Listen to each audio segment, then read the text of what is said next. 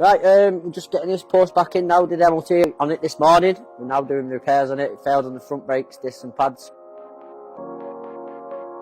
So we're just going to crack on and get them sorted now.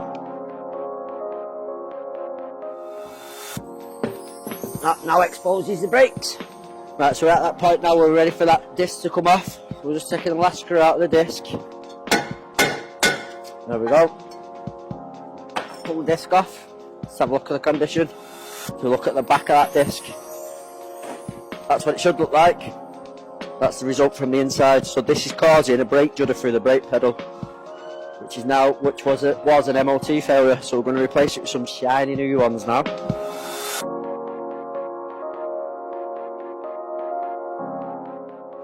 And all be good.